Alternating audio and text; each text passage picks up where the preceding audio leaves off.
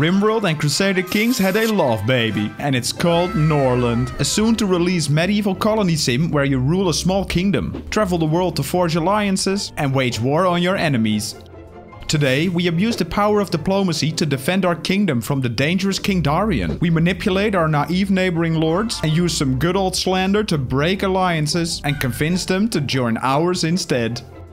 In Norland, you directly control a family of lords, and just like in RimWorld, they all have their own needs, personality traits and relationships. And also just like in RimWorld, this can go both ways. We play as Diplomachus, who is attractive, charismatic and great at, you've guessed it, diplomacy. He's also lustful, which means that his sex meter drops twice as fast as normal. This is kind of a problem, since his wife Annie Ankle is captured by forest bandits outside of town.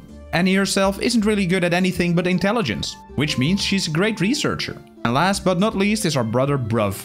The poor guy is unattractive yet empathetic, and he has great management skills, which is arguably the most important skill in Norland. In the lore of Norland, the empire crumbled, leaving behind several rogue kingdoms. We started in the small kingdom of enchantment. To secure safety for himself and his family, Diplomachus aimed to forge the largest and most powerful alliance, one that would rival the once mighty empire.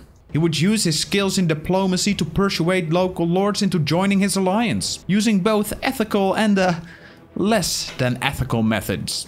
We start with a town hall, a medieval version of a college dorm room, 3 lord houses and a market stall where our villagers drop off their produced goods and pick up their wages. Yep, you heard that right. They work all day to produce food, get paid a meager amount of gold coins, and then spend those gold coins on the very food they just produced. Meanwhile, the wages and prices of the food are secretly manipulated by us, the government, to create a perfect balance of happiness amongst the population. All to fit our own royal agenda. Welcome to the medieval version of modern day capitalism. Before we get into some Game of Thrones level schemery, we first need to grow our little village. So we put down some basic infrastructure. A woodcutter, a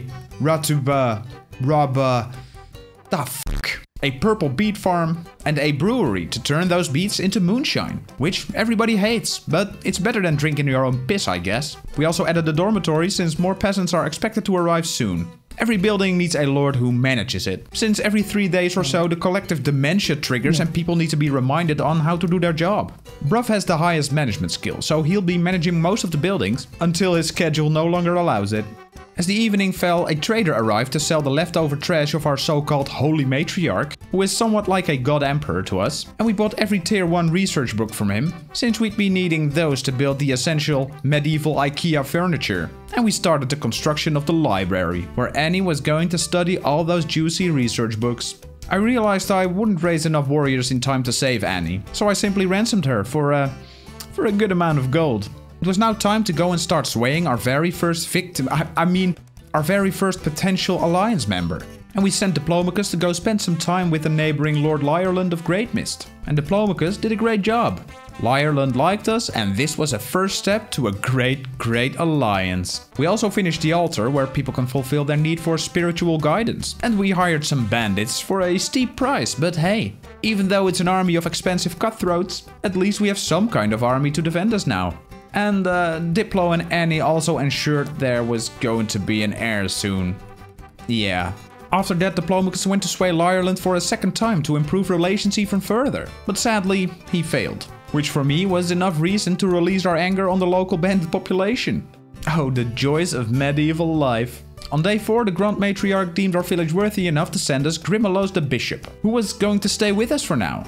Little did we know at this moment that this guy was gonna be a great pain in the butt. He brought with him Terrasalia, an interim lord whom we employed to take over Diplo's management tasks, to free up some time in his schedule for full-time diplomacy trips. And then a bit of a problem arose, as Greatmist and Sparksville entered into a mutual alliance together, making Greatmist unable to join ours. But that is nothing that cannot be solved with a bit of diplomacy. He first successfully risked our friend Ireland, and while he was nearby, he also visited Lord Drellon of Sparksville. This made Drellon happy enough to initiate beer trading with us, yielding approximately 100 gold per day. That's a good sum of money.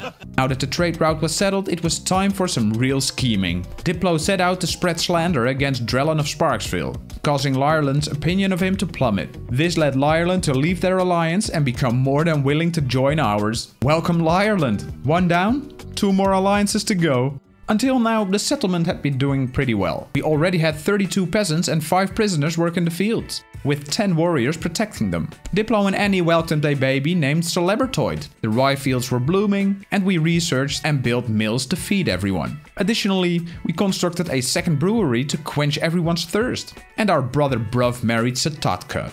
It did cost us a pretty penny, but it did cure his, loneliness. However, the people were becoming needier and greedier, and there was a lot of careful management needed to just make ends meet each day.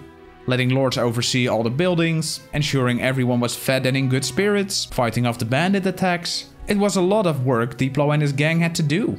On top of it all, King Darion of Treewood to the south wasn't really fond of us, commanded a huge army, and he was from the warlike Caden culture. We need to keep a close watch on him. And it was at this moment that Diplo, desperate for a solution to the management problems, made a grave mistake. He seized the opportunity to recruit Aletta as a free lord from Sparksville, despite her low reputation there. Yeah, I should have known there must have been a reason why everyone hated her so much that she wasn't welcome anymore in Sparksville. The big problem with Aletta is that she simply doesn't do any jobs. We assigned her to manage some buildings and she just doesn't do it. She just reads poetry and drinks all day. Which sounds like a great life, but she's freaking useless. At this time we were struggling hard, and Diplomachus had his hands full managing his realm, leaving him unable to focus on his diplomatic trips. After about 5 in-game days of micromanagement hell, Aletta finally met her end after Bruv embarrassed her.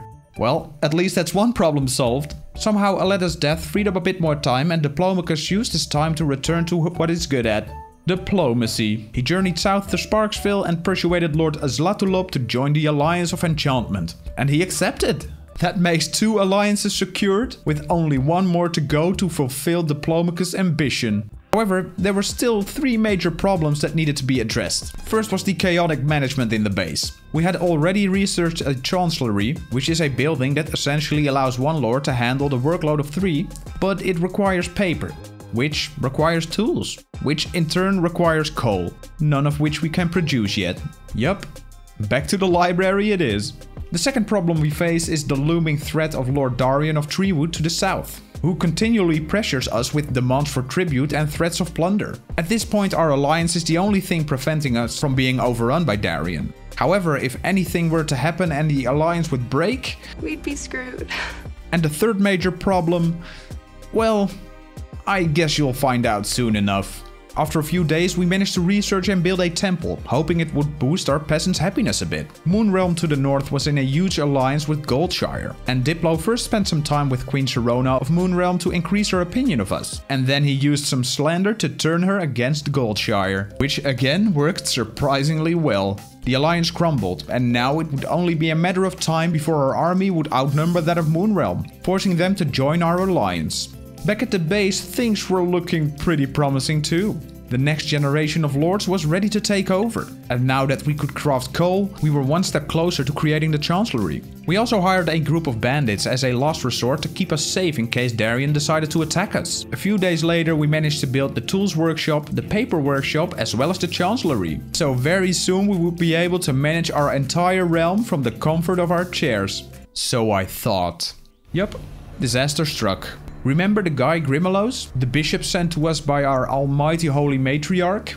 It turns out that, despite his appearance, he holds great influence, and I sorta neglected him in the chaos of keeping the colony afloat. This made him kinda start to hate us. His anger against us involved trying to incite an uprising of holy fanatics in town, with the aim of actually killing Diplomachus. We had to act quickly if we wanted to secure the last alliance before they'd kill Diplomachus. Diplo managed to sneak out of the city to seek an alliance with Moonrealm, hoping it wasn't too late. Upon arrival, he begged for the alliance and they actually accepted. Despite the ongoing revolt, this was a great success. The third and final alliance was in the pocket, and Diplomachus fulfilled his ambition. He made it. He made his sole dream come true. However, it was at that very moment that the Holy Matriarch's prophecy came true, and we were attacked by a huge group of flesh wolves. What? Bruv rallied the troops to fight the beasts, but they were already right next to the town hall, preventing most of the warriors from retrieving their weapons. They only had their knives and they fought like there was no tomorrow. Because for most of them, there probably wouldn't be. Right in the middle of the flesh wolf attack, the fanatic uprising broke out. Which was ironically pretty funny because the fanatics were all killed by the flesh wolves. By this time, Bruv was lying unconscious on the floor, and Satetka and Annie fought for their lives to defend the city from the remaining wolves. It took a while for Diplo to join the fighting in the town main street. It was a brutal battle, and just before they could finally end it and kill all the wolves, one of the wolves fatally bit Satetka and then went out of his way to bite the already downed Bruv to death. Unbelievable. After a few more hours of fighting back to back, Diplo and Annie managed to kill the remaining wolves and ensure the safety of the city. There it was, what remained of the city of enchantment. Diplomachus had achieved his ambition. He used his diplomatic skills to forge the strongest alliance in Norland. But at what cost? The lives of his brother, his sister-in-law, and 20 of his best men? Was this all worth it? Will the town recover from this devastation? And will Diplo recover from his losses? Only time will tell. Thank you guys for watching, and I hope you liked the video. If you did, check out the next video. A special thanks goes to my patrons. You guys are great. Well, see you guys next time. Bye.